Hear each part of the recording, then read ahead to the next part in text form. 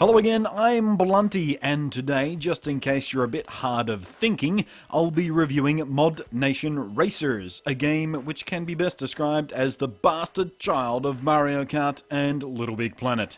It's an arcade-style racer with a very heavy focus on user-created content in every aspect of the game.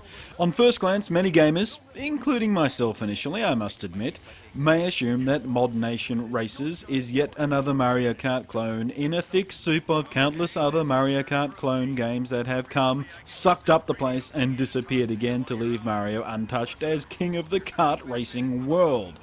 ModNation Racers, though, is different.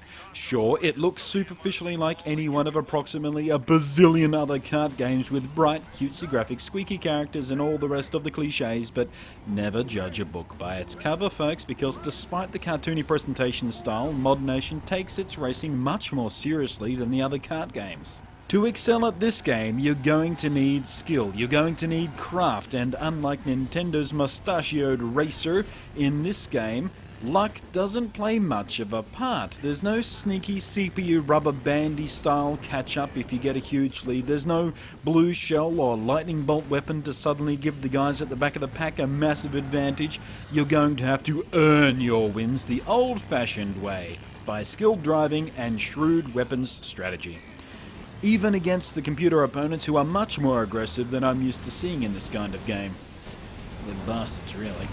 And in this game, it's not all about attack either. You've got both offensive and defensive abilities, like a temporary shield that can, if you time it just right, and if you've got some boost power stored up, protect you from other weapons. But again, you're going to have to earn it the hard way. This isn't your daddy's star power-up here, folks. You can also choose to play a more pure racing game by selecting a racing mode that removes the crazy exploding weapons from the track altogether and just rely on pure hardcore racing skill. And while the gameplay is much more challenging and complex than you may expect, the same is true of the controls. Every one of the face buttons on the controller and all four shoulder buttons on the PS3 and both analog sticks are used. Unlike Mario Kart, you won't be teaching this one to your non-gamer friends in just a few minutes and be having some party races almost instantly.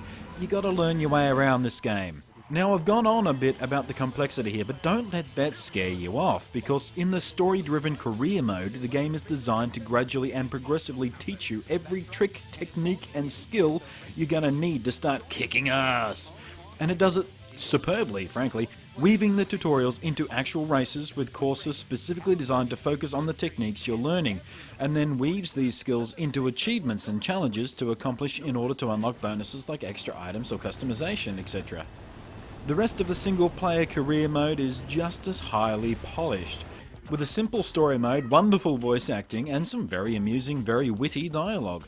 The two snarky announcers are particularly entertaining in my opinion. I'm the gorgeous Biff Treadwell, and with me as always is painfully boring statman, Gary Raisins. Actually, Biff, it's Reasons, Gary Reasons. After 10 years, I still don't care. I started this review focusing on the racing side of the game because, quite honestly, if that was shit, the rest wouldn't be worth your time. And the rest I talk about here is of the extensive modification. You've got an absurdly ridiculous level of creation tools available to you here. And although when you really start digging into it, they're some of the most powerful I've ever come across in any game of this type, they're also deceptively simple and intuitive. No real tutorials are needed here, folks. You can figure it out in a few minutes and then spend many more minutes going nuts creating your racer mods, tweaking your ride and crafting your own tracks. They all share a common interface too, so once you know how to do one, you can do it all. It's wonderfully designed. And of course you can share your creations by uploading them and in turn downloading mods from other users, most of which will make you feel like an ashamed noob because there's some awesome stuff out there already that I can't even begin to imagine how they possibly started creating these things and made them look so awesome. I feel like a child really when I look at these. And much to my surprise, I've not stumbled across one penis-shaped track yet, which is normally the first go-to spot for these user-created games. ModNation Racers really is a superbly crafted game. Every corner of it feels highly polished and made with real passion. It looks beautiful, it sounds wonderful, and it's filled with a variety of challenge and fun. Although I and many more will instinctively try and compare it to Mario Kart, This really is a different beast under the hood. The only real frustrations I faced were sometimes the controls, both in race and in the creation modes, felt a little bit oversensitive, and fine control was a bit awkward at times.